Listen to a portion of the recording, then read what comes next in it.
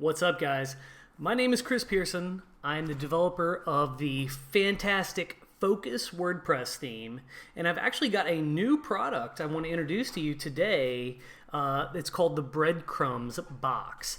And breadcrumbs are nothing new. You've probably encountered these before in your trips around the internet, but breadcrumbs specifically are wayfinding links for navigation. They tell you where you are on a website, and they generally look like this. This is known as a breadcrumb trail.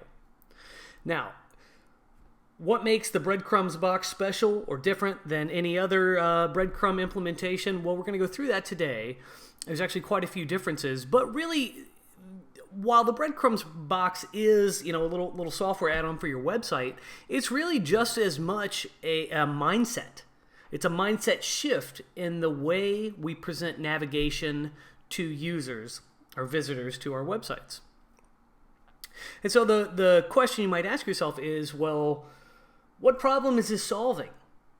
Is navigation, the navigation styles that we've come to expect on websites over the last decade or so, are those fundamentally broken? And if so, what can we do to fix that? And these are the kinds of questions that I've been asking myself over the last 16 months or so, and it's sort of, over time, it's evolved into the Breadcrumbs box product that I'm going to show you today. So let's talk about navigation real quick and the effects on the user. We're going to flip over to another site here. This is the DIY Themes website where I sell the Focus WordPress theme and where the Breadcrumbs box will soon be for sale as well. And this website does have a navigation menu on the home page. And the difference between this new style of navigation I'm proposing and everything else you've probably ever seen on the internet is that each page of this site using this Breadcrumbs box is now only going to have navigation that's immediately relevant to it.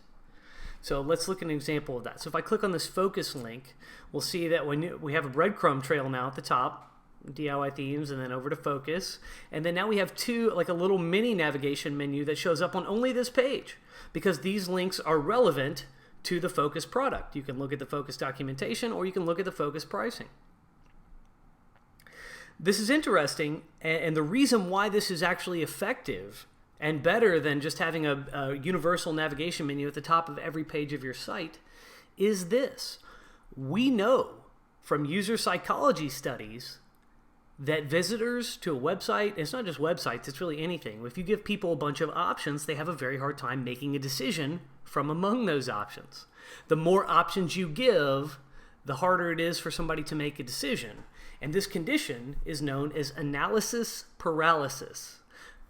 What that means is when you're asking somebody to consider a bunch of different options, that becomes harder. The more options there are, the harder that decision is. And eventually, you will present somebody with so many options that they won't have any choice but to bail and to relinquish themselves of this cognitive load that you have heaped upon them by asking them to consider so many options at once. So this is something you really want to think about as you're constructing your website navigation and moving people or attempting to move people around your site. You have to ask yourself, am I overloading the user with too many options? Do I have a relevance problem? So this is the relevance problem is actually probably the most insidious thing and the thing that is affecting almost certainly literally every one of your websites. Anyone who's watching this video, your website probably suffers from this condition right now. And I'll try and illuminate this for you. So basically the deal is that when we present our websites, and especially our navigation, we're used to having universal navigation, where there's 8 links in our navigation menu, and these 8 links appear on every page of our website. And that's what we're used to. But the problem is when a visitor comes to your site and they look at these links at the top, they become aware of the fact that, okay, there's 8 other places I can go. I might be here right now, but in the back of their mind, they know that there's other options for them as far as navigation, some of which may be relevant, some of which may not be. And so they've got this extra mental process running in the background as they traverse your content. So in addition to the cognitive load from the navigation menu, a lot of web designs are going to have, content over here on the left, a sidebar on the right with a bunch of other links, and you get to the bottom, and then there's related links to other articles on the website. And now if you put this whole puzzle together, you realize you've presented somebody with many, many options, way more than they could ever handle at once. And then it becomes very hard for them to make a decision, and ultimately most of the visitors to your website are actually going to leave. And you can go into Google Analytics or any other sort of analytics type software and see the effects of this on your website. The metric I want you to pay attention to is the average number of page views per session. This means when somebody comes to your site, how many pages do they look at on average? For most sites, this number's between 1 and 1.2 pages per visit. Not great. There's going to be at least one page per visit. That's how people get to your website. And the question is, how many of those people are going to go into other pages, and how many pages is each person going to view on average? It's kind of kind of a rough way to gauge the engagement of your website, to assess how well am I driving traffic around my site once people come to it? How effective am I at getting people to read my content and then take an action? And what you find is as you strip away options, as you strip away opportunities for people to go elsewhere or to divert their attention on your website, they end up taking more effective actions. And so when I went to this navigation scheme on DIYthemes.com back in June of this year, I actually had a big bump in average number of page views per session. The increase was actually on the order of about 17 to 18% more page views per user, which is great. That serves me well. I can get more sales that way. I can generate more leads that way. I can convey more messaging about my products and what I offer if people view more of my stuff. That's really the goal anyway, right? And so let's take this back to the beginning of the conversation here, when we're talking about the universal navigation menus that we are so used to seeing on all websites all over the place. What's interesting about this is the natural inclination with your navigation menu is to put everything of value in there. Like anything you really want a visitor to your website to see, it makes sense intuitively that you would put this in your navigation menu. That's just our urge, our inclination. We want to show everyone all the good stuff that we have to offer. It's like a grocery store or something. You put it all out there so everyone can see it. But unfortunately, as we've discussed, that does not work with user psychology when people are browsing the internet. They cannot consider a bunch of different options. So Fast Company is a magazine, or it used to be a magazine, now it's a web property.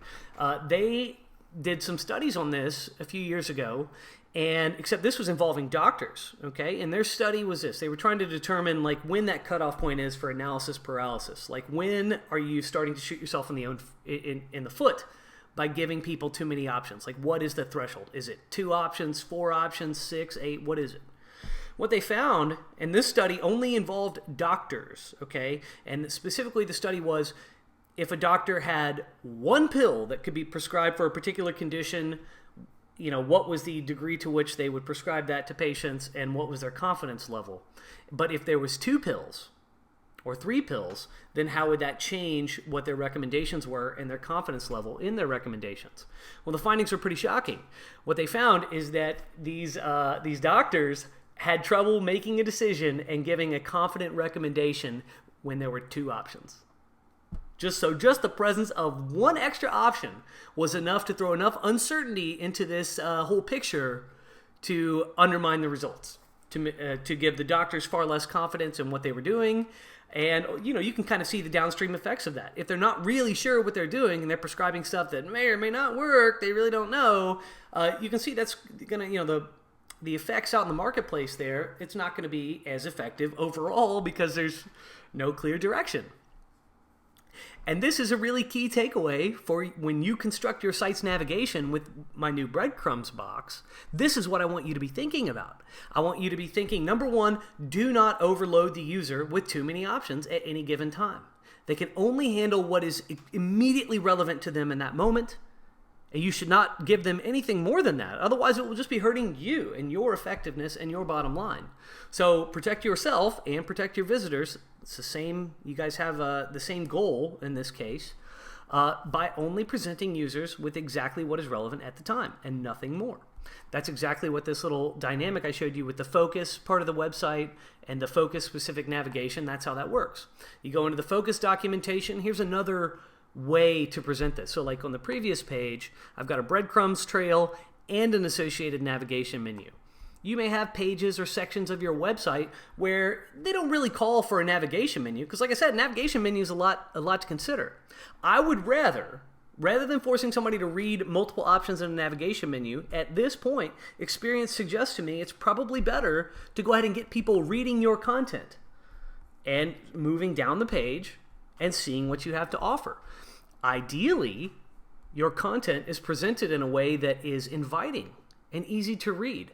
And so by the time, before someone's even had a chance to ask themselves, do I really want to engage with this content? They've already read 40, 50 words and are halfway down your page and are already sort of, in the mix in your site, in your content, and already absorbing the messages that you have to convey. And so in this case, instead of giving a navigation menu that's specific to the focus documentation, I've just got some links with some, lists of links with some supplemental information so you know what the heck they're for. And then people can make their decisions this way. But when the user is scrolling down the page, they're in control.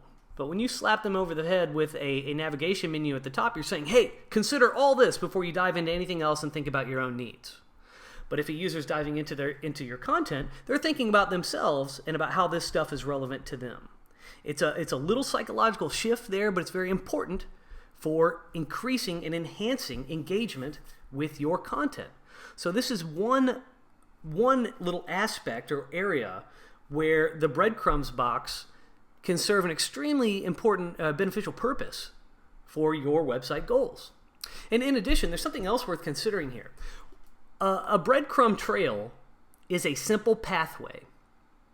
Pathways are very easy for users or people in general to understand. You pretty much can go straight. Occasionally there may be a fork in the road where you can go left or you can go right.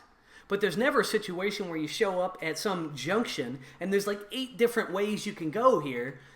That becomes confusing. And if you made a decision, let's just say there's some theoretical juncture where you could have made one of 8 choices and you chose one of them.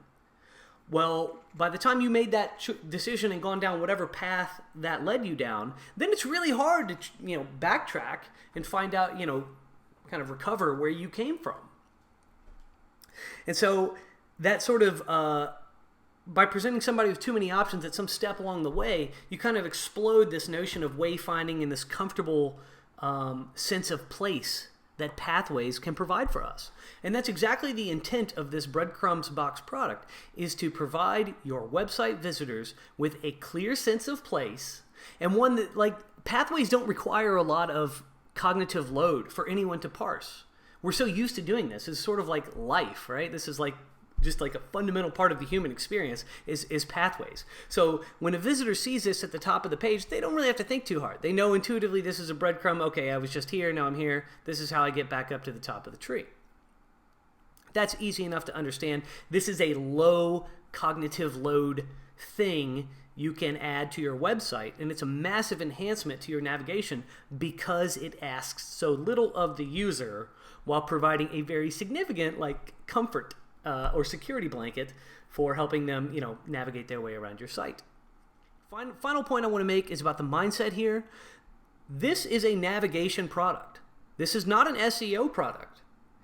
These breadcrumbs are enhanced with breadcrumb markup schema, which ideally, you can see that right here, this is probably a good enhancement for SEO, to be quite honest. I don't see how it could possibly hurt. But the intent of this is not to enhance your SEO. I want to make that perfectly clear. This is not an SEO product. The intent of this is to enhance the navigation of your website. That is absolutely the number one intent. And this structure enables you to think in a new way about how you present the things, the options that you give your visitors. You can give them navigation that's only relevant to the current page that they're on. You can provide them with a trail so they can understand where they are and how they got here, and how they can backtrack if that's what they wish to do. So again, this is a navigational product. This is not an SEO product. This is not something you just add to your site, do nothing, and it just enhances your SEO and you win. That's not how it works. This breadcrumbs box is not even automatic. It can be automatic, but the bottom line is if you're going to set this up on your own website, you are going to have to choose where you want to provide a breadcrumb trail. It doesn't belong on every page of your site. Obviously, there's no breadcrumb trail on the home page here. But a breadcrumb trail on these interior pages certainly makes sense. As I explained before, oftentimes a supplemental navigation menu isn't going to make sense on every page. It makes sense on this page, but again, we go into the focus documentation page, it no longer makes sense here. I'll show you another example. From the old thesis documentation part of the website, you'll notice I do have a breadcrumb trail. This is a very rich, information-rich part of the website. There's tons and tons of pages. I could easily provide a navigation menu here, but the documentation covers such a wide array of things within thesis, a navigation menu would really sort of undermine, it wouldn't always be related to the content that you're seeing, so it sort of undermines the whole flow of the page. So in lieu of that, I've just got a search box here. So no nav menu, just breadcrumbs here. So you see, these are all editorial decisions I've made as I've gone through the site. I could have put a nav menu here. I could have not had breadcrumbs on this page. Instead, I put a search menu in here. Like I said, all editorial decisions. Instituting the breadcrumbs box on my websites, what that has caused me to do is to go through and rethink everything. That's sort of a necessary byproduct of this. That's the whole point. The whole point is to enhance your navigation, to make it better. The breadcrumbs box is the ultimate way to do that. And even just having this trail at the top will get you thinking about the way your content is organized and how you present it to users and how you've lumped everything together. Like, do my information flows really make sense? Am I sending people down a very sensible pathway, or am I kind of sending them all over the place in a more schizophrenic manner? Or is my stuff super orderly, where one point rationally leads to the next and takes the visitor on a very clear journey to where I want them to go? And that's a key point. That's really the final point I want to make, is that you can use this breadcrumbs box to refine your navigation pathways. And the goal of that whole process is to lead your visitors where you want them to go. Get them to take the actions you want them to take. Get them to sign up for your email list, to buy your products, to generate leads. Whatever your goals are, this breadcrumbs box and the whole process of refining your navigation in this manner is what you can use to help you get there. All right, you got it. The breadcrumbs box for thesis and focus. This is the ultimate navigation tool for your website. You got to get it today. All right, peace.